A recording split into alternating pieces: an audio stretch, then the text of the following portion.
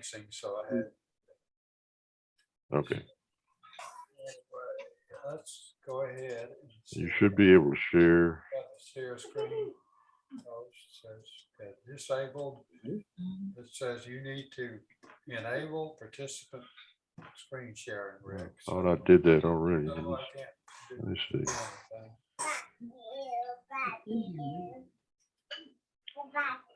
Okay, Art. Side of the screen where you.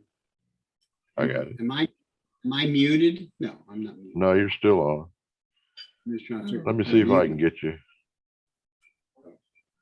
I got you. You're muted. All right, Art, it's all up to you. Okay, let me see if I can get this going now. You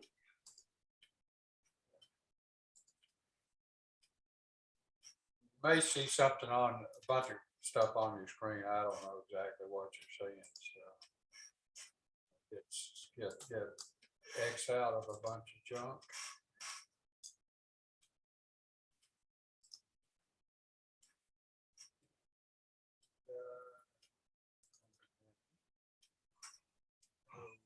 Okay.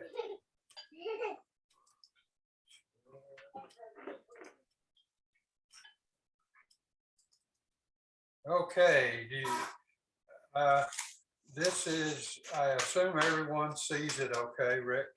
And this is on the 1937 Pan-American Exposition, which was one of 7 World's Fairs held in 1937, and the only one ever held in Dallas. Some of you probably may know that in 1936, they had a Texas Centennial Exhibition, and this was essentially a follow-up to that. What happened was the 1936 Centennial Exposition, they had a little debt left over, so they had a great idea. Says we'll have another fair in 1937 and see if we can make up for that debt from the 1936 Centennial Exposition. And if enough people come out, we can actually make some money by having 2 fairs consecutively. That was the idea. Of course, there was a big fair in France that year, which was the International Exposition of Art and Technology and Modern Life. You've seen that on French stamps.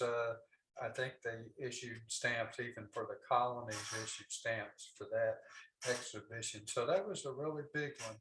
There was one other World's Fair of consequence in the US, the Great Lakes Exposition. That was up in Cleveland. And they had a fair in 1936, and they did the same thing Dallas did. Well, we didn't make enough money, so we'll repeat it in 1937. Now, let me know if I'm going to advance the slides starting now. Let me know if they're advancing or not.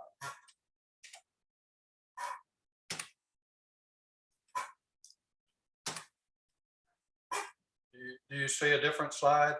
Good. Okay, so this is a postcard that they sent out to try and get people to come to the fair, and it features Texanita at the top. That's that lady. In they kind of followed the same thing they did in 1936 fair, in that they had some kind of lady that was dressed in Western wear as a mascot for the fair. So everything is somewhat repetitive from what they've done the year before.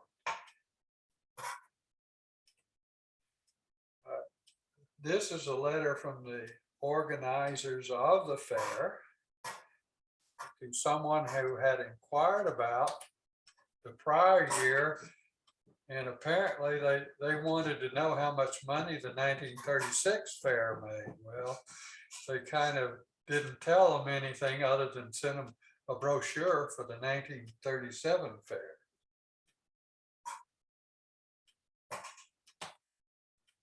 And here's a brochure that probably accompanied that letter. And these promotional materials we sent out like this said, well, we're budgeting $250,000. That's about $4.5 million in today's money to make the fair a brand new experience and different from what had occurred the year before. Unfortunately, the economy went into a backslide in 1937. So that necessitated budget cuts. So they didn't spend $250,000 on this fair. They spent some money. We shall see a little bit, but most of it was a Centennial Exposition redone with a few small changes. These are poster stamps that you'll see a lot of later in this presentation when we start looking at some of the philatelic material related to this fair. And the people would stick them on covers and things like this. And these are the only three that I know of in conjunction with this fair. There were probably about 4 or 5 different versions of poster stamps for the 1936 fair. But these are the only ones I've seen for 1937. They started using a slogan cancel as well as a cartel on April 30th of 1937, promoting the fair, which was going to start, as you can see from the poster stamp, on June 12th. There's a guy that wrote a book on all the fairs, that World's Fairs that ever had been held, and he would always tell you when the first cancel went out, the first exposition cancel appeared, and he says the earliest known cancel is May 3rd of 1937. So I have since I found this one, and then I found 3 more and none earlier. So now I know that April 30th is the probable first day they use this cancellation at the main post office in Dallas to promote the fair.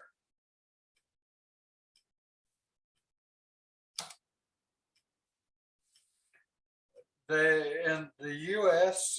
pavilion was held over from the prior year, and if you've been to the fairgrounds in Dallas, that building is still there. It's now used for all the food court. Has anybody gone to the Texas State Fair? Have any of you ever been to the Texas State Fair? Michael is nodding his head, and Rick, so I guess David's the only one that hasn't. But this building is still there. And if you go into the, when you go into the entrance on the right and look to your right, you'll see 3 windows. Those windows are where the post office was located for the fair. They had a post office at the fair, and you could buy all kinds of stamps and stuff. And that post office was open many years thereafter at the state fair, when they had state fairs up until the 1960s at least, because I remember buying stamps and you get a special cancellation there. So that held over, and that was in the US building.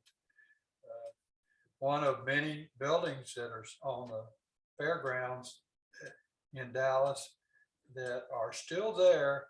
In fact, the Dallas fairgrounds, where they have the state fair, is really the only surviving example of 1930s fair. All the others were torn down.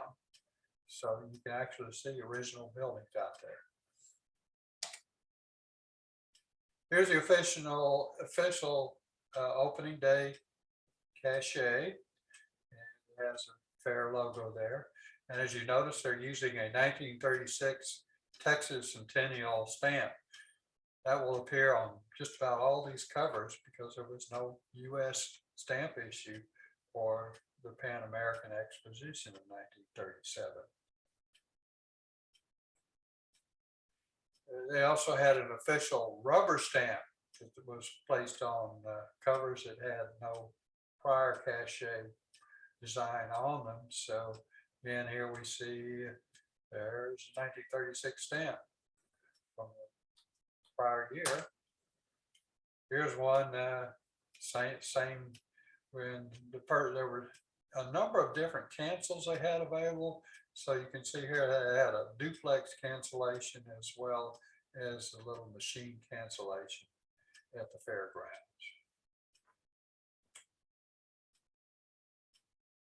Here's a mimeographed cachet design on your left. And again, they applied over it an official cachet design.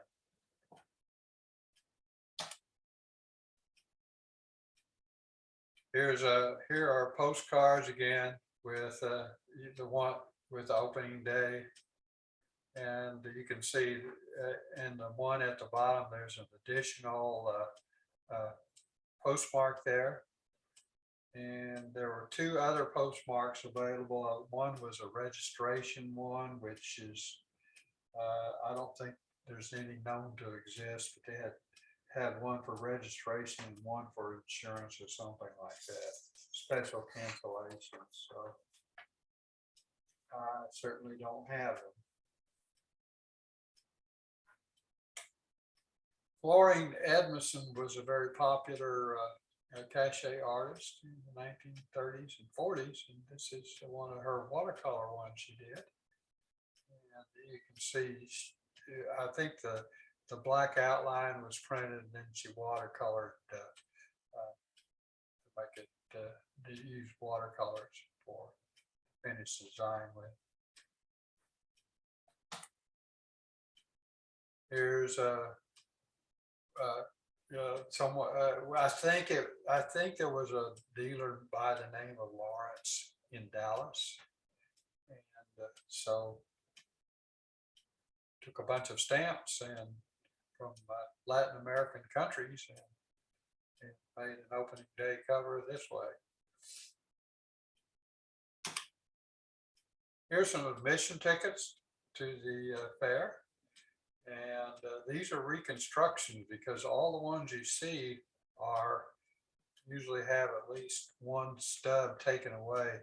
The middle portion you see there is for admission as a souvenir, and then there's one at the upper right to get in the fairgrounds, and then the other three are for various attractions on the midway.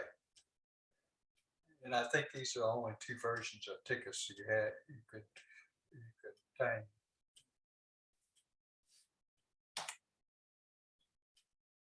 They did spend some money on palm trees to spread around the fairgrounds. So these palm trees were placed around to give it a tropical flair, and that's about pretty much all they did as far as spending when they spent that money. Those tropical trees, of course, died the next winter. They didn't last very long, I've never seen any palm trees out there since. They did have them in 1937. This is the Ford building. In 1936, they had big companies like Ford, General Motors, railroads, big industrial companies that had exhibits at the 1936 exposition. Ford and General Motors did not return. A lot of the others did.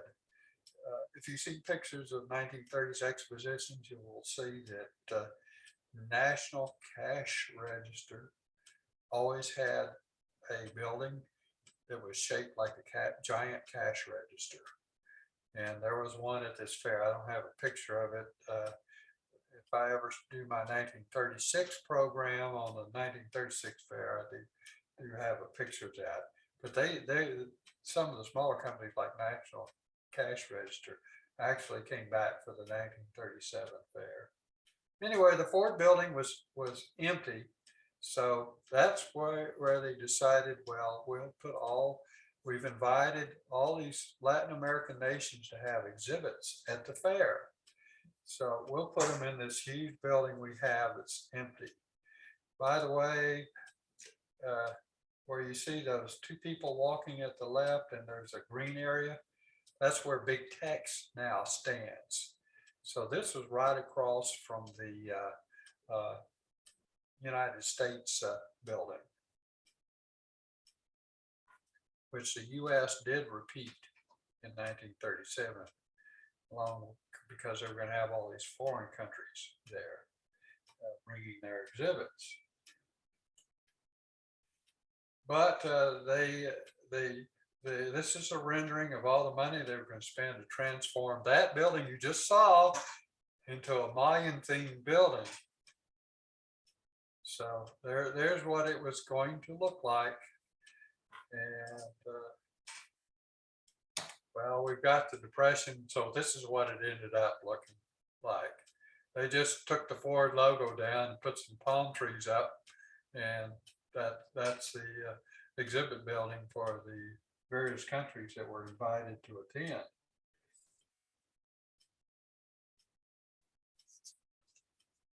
By the time the fair opened on June 12th, only 8 of the Latin American countries that said they would participate. I think there were about 15 that said they would put an exhibit in. Only 8 were there, and some of them drifted in. And the last exhibit showed up in October, 2 weeks before the fair closed.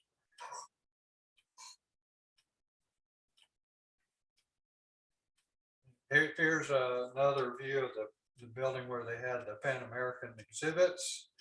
And if you see the color card, has the same people in the same position as the photograph. So they just took the photograph and colorized it.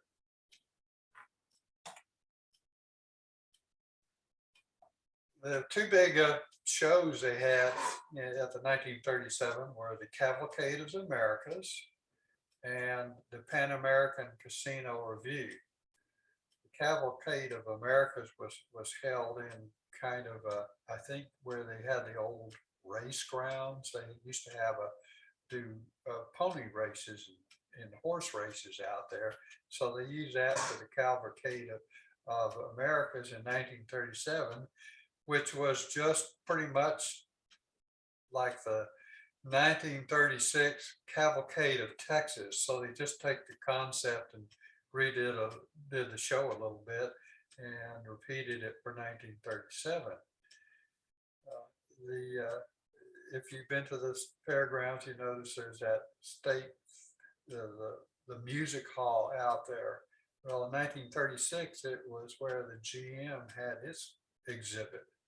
In 1937, they turned it back into a theater and used it for this Pan-American Casino Review, which was going to feature stars from all over America coming in to present shows which would change every couple of weeks. Here's a Cavalcade of the Americas, similar to the one they had. In fact, they probably had the one at the lower left. They just used the same thing over, but some of the other things were kind of new. Aztec sacrifice there. I don't think they actually killed anyone.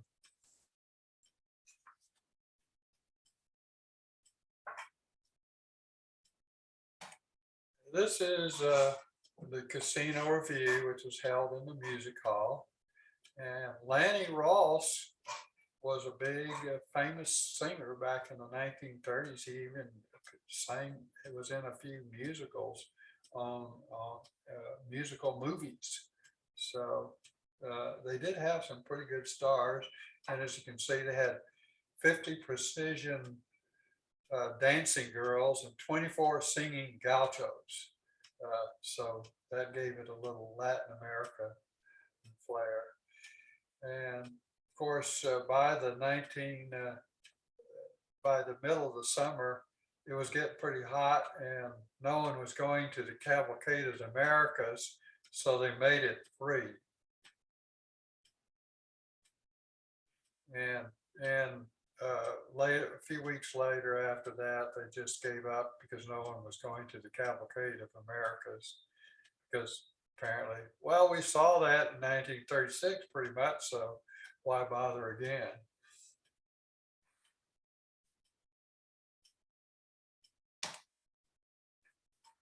They did on put Spanish names on the street signs around the fairgrounds. As you can see, La Ramba was a name for the Midway.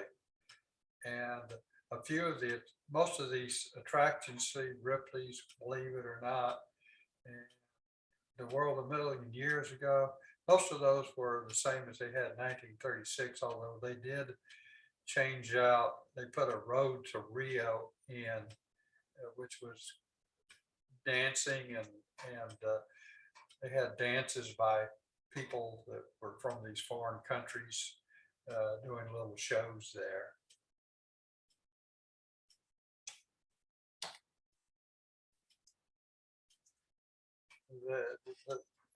The Humble Oil Company, which later became or joined with Exxon Mobil, it's a predecessor of many companies that now consist of Exxon Mobil, had a big tech exhibit in 1936.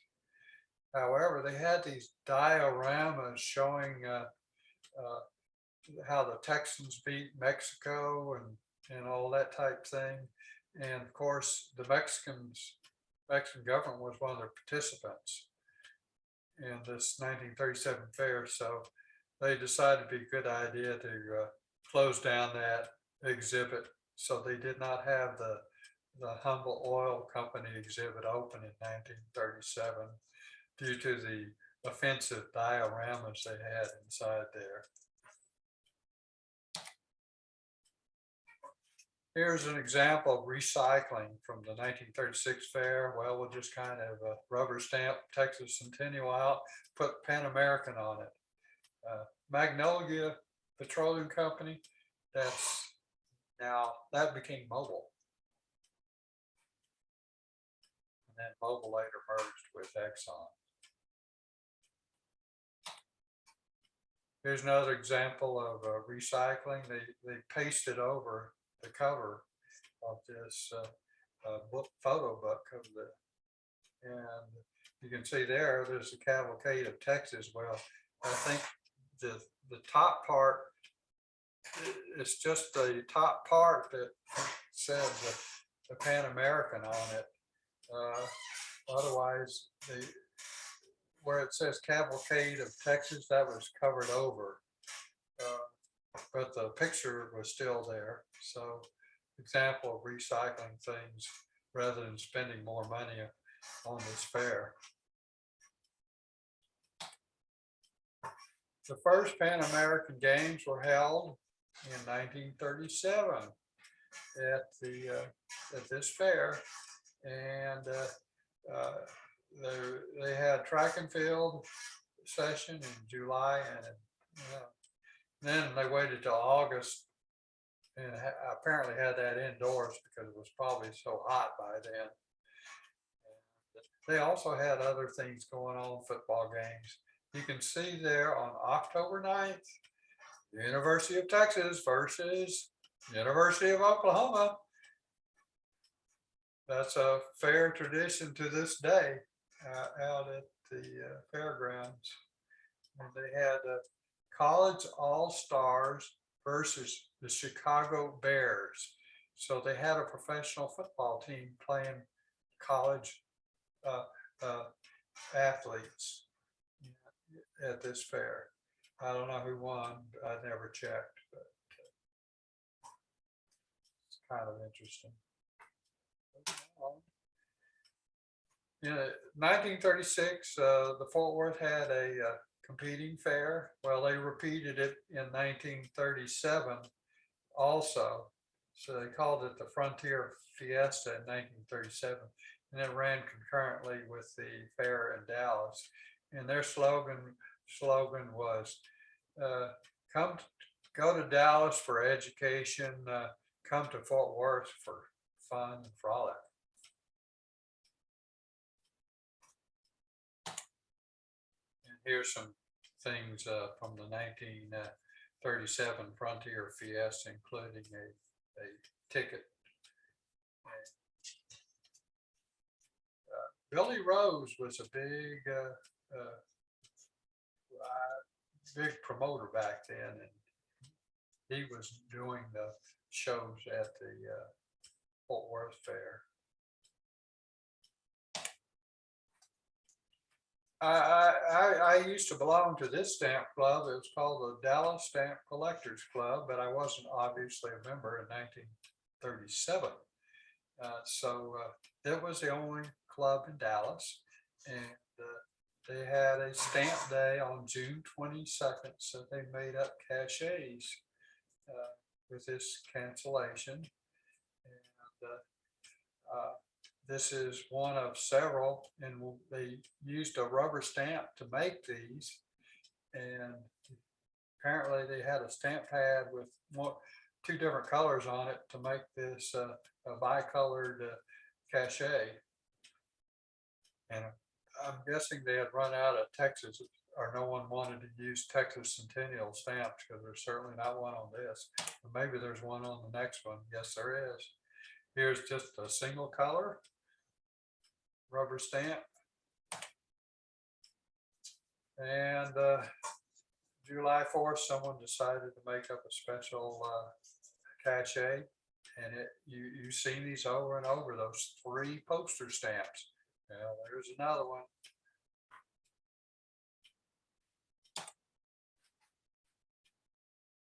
Here's another memento from the Dallas Stamp Collectors Club. And there's this letter inside for the nomination of officers meeting on August 9th. And at the bottom, you see, it says, please remember the Pan-American Philatelic Fiesta to be held at the exposition on September 6th and 7th. So that's another opportunity for more cachets. Here's one they had made up. I think this looks to be rubber stamped.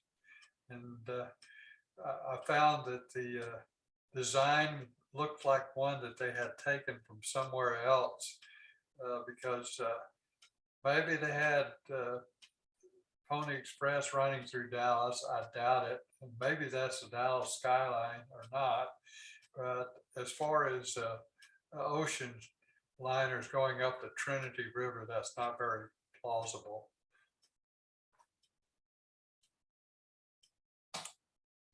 And this is a printed version of the printed cachet version of the same thing. It's much more cleaner.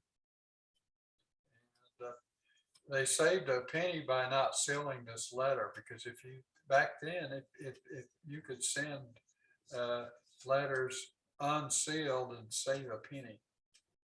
Does anybody remember that? You could. It was a penny less if you didn't seal the letters, so that they could look at it inside. People did that a lot with Christmas cards. Back when I was young, we'd get Christmas cards with 2-cent stamps on them, because if it was printed matter, it's a penny cheaper. Well, we're back to the closing of the fair, last day. Here's a advertisement in the Dallas Morning News for the casino review, which was again the big show they were holding in the music hall out there. And it cost 50 cents for the show, but if you wanted real nice seats, it was $1.15. And they still had the singing gauchos and the 50 precision girls for that last show. But as you can see, there's different performers for the main events. And here's a a little cartoon that ran in Dallas Morning News for the closing day, which probably would be politically incorrect. The final attendance for this fair was 2,384,830. That was less than half as many people that came to the 1936 fair. But that was the official attendance, but some people think it was more because when they made entrance to the fair free towards the end, so I guess they weren't even counting people that came through. But nonetheless, they did not make any money. They just lost more money than they had in 1936. And the reason the economy was so bad in 1937 after improving in the mid-30s was the Federal Reserve decided to start raising interest rates. And so the banks got tight with money and the economy went south again in 1937.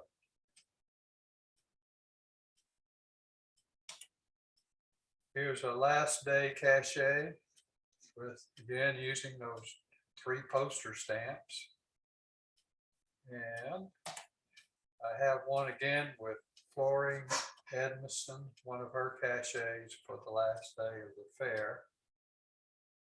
This fair was never recognized as an official World's Fair by the Bureau of International Expositions. They do not have an official designation for a World's Fair, but once every 10 years, and they, for a really large one, and then they allow a sort of smaller one once every 5 years. But in the 1930s, there were probably 30 or 40 so-called World's Fairs. So I thought it was interesting that Dallas got a World's Fair of sorts. Not a huge success, but nonetheless, we did have a World's Fair in Dallas.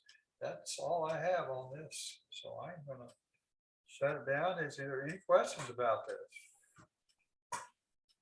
this? Pretty enjoyable, Art. Were all those buildings built just for that fair?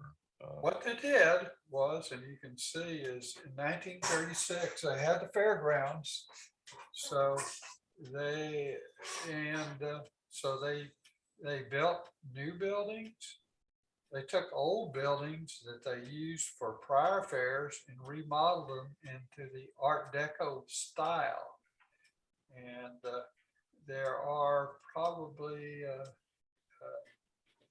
maybe a dozen Art Deco buildings out there at the fairgrounds. And if you go into some of them, you can see that the back of them they didn't remodel the back side. So there's one in particular where it looks kind of crappy inside. Well, that's one where they just did the front along the Esplanade, which is where they have the water shows now, the big water thing in front of the Hall of State. But there are about a dozen buildings out there that are from that fair. They tore down the Ford building. They tore down the Humble building, which you saw. They tore down the Negro Hall, which was in the 90s. They tore that down for the night before the 1937 fair.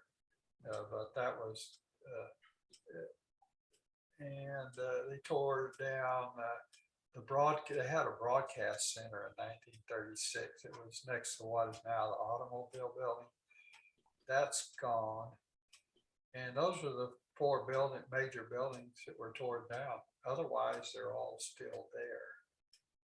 And if you went to if you like to go to the farm area, where they have all the pig races and livestock judging, for years after, they called that the Pan-American Livestock Show. because of this 1937 fair. I don't know if they call that anymore, have that designation, but they used to. As a tribute to the fair. They tore down the racetrack, which was not, it was just an old racetrack that they had when they had pari-mutuel betting in the early 1930s. So that's gone. And obviously, the Midway was pretty neat from the pictures I have compared to what it looks like now, because it had all these kind of attractions that if you go to Niagara Falls or some of these major tourist traps like that, where they have Ripley's Believe It or Not and all that, that's kind of what the Midway looked like during the 1936 and 1937 fairs. The It's bearded the same ladies thing. and. Has anybody been to Niagara Falls up in, if you go down that, I don't know what the name of the street is, but they've got, it looks like a Midway in Niagara Falls on the Canadian side. And you can go to areas like San Francisco, Coney Island, all those places have the same thing. That's what the Midway looked like. It was pretty neat looking back in the 1930s. All the freak shows and everything else. Yeah, I do have another presentation on the 1936 fair, but I don't know what happened to it. I would have to put it together again for showing here on PowerPoint. Right now, all I have is just a book with all the covers and stuff, but I don't actually have it put together like I did tonight. Well, having all those covers that were specifically for that is pretty impressive. I mean, it's Got those mostly on eBay, and I looked the other week to see if there were any there. There's not any. I guess I bought them all. I couldn't find anything related to this fair anymore on eBay.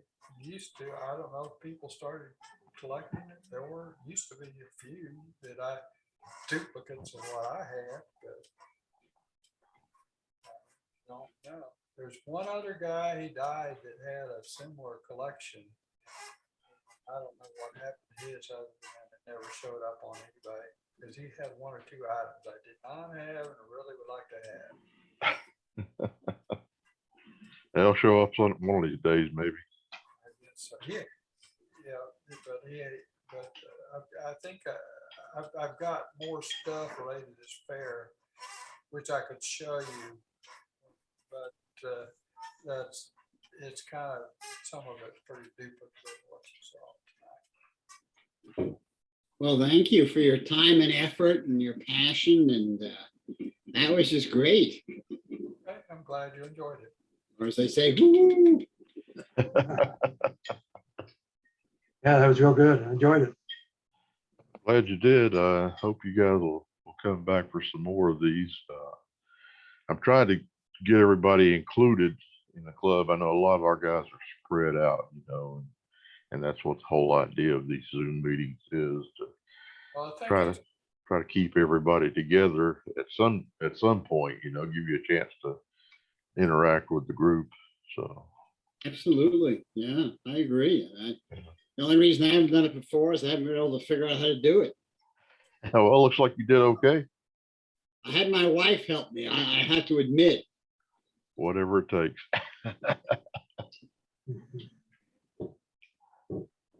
I agree. Well, I'm switching over to a Apple Mac laptop next week, so we'll see how that goes. Oh, okay. I'm not sure I can help you much with that one. I'll have to get my daughter to fix that.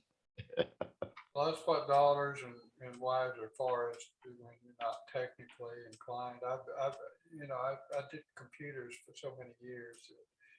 Still, the Zoom thing was always figuring out why stuff goes wrong. Because I never used Zoom at work. There was always someone else. I just joined the broadcast from Chicago. I didn't have to mess with anything other than just watch whatever they were presenting. Well, Art, if you're if you're interested, I wouldn't mind having you do another presentation. You said you had several of them. I'll look and see what I've got, maybe, and if we could send out a notice the day off to remind people. So I'm glad you guys were able to enjoy it, and hopefully we'll have a little more participation. I know that the Mid-Cities meetings, it's just hard for me to, I dread going to Arlington at my age because of that huge backup they have when you go out you got to go up to down 183 to the airport during rush hour, and there's all these cars lined up trying to go over that bridge to get on 260. And I had a wreck there once, so I just didn't notice that all these cars were backed up miles after. I rear-ended someone. So. Well, yeah, I'd like to continue these Zoom meetings and try to get some of our other guys in on it. I think all it's going to take is people getting used to it. So I think what we'll do is we'll go ahead and plan on another one for the second Tuesday of next month, about 7:30 or so. I don't think I could commit. Next month I'll be theoretically in Alaska. Well, you can do it from there. Yeah, I'm on a cruise. It's a cruise, assuming we don't have COVID yet. September. Well, enjoy your cruise. I mean, I'm not as near organized as you are, and I have a few Zeppelin covers that I could show. That's like more of a show and tell, and that's about it. That would be of interest, I think. Oh, we could actually do a show and tell. I mean, we've incorporated that before when we were out for the COVID stuff.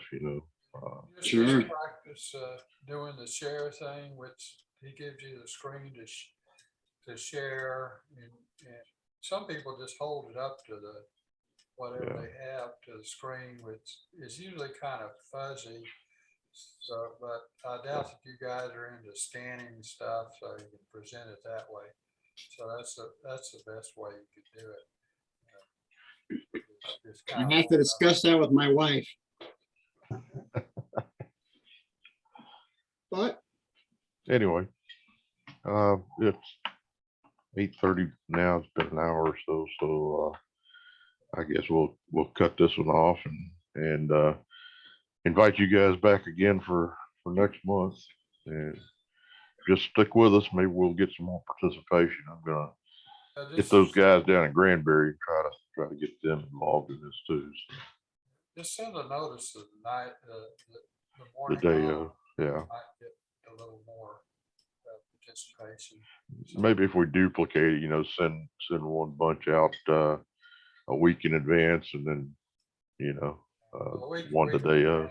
Probably too far, but when we were doing those for the Dallas club, we could send one notice over the weekend before when it was a day like this, and one notice the morning of. Okay. People usually look at their emails. See if I can talk Skip into sending out those blanket emails like that. Okay. Well, thank you, everybody. Good night. And, yes. Stay cool. We're having a problem up in Oregon, I don't guess. No, I'll be. We got to 102 today. Leaves and First time we're doing it. It's probably pretty hot too. I don't know. Usually if it's hot in Texas, it can be hot in Kansas as well. Good night. All right, guys. Good night, everybody. And thank you, Art, for the presentation. Thanks, Much Art. appreciated.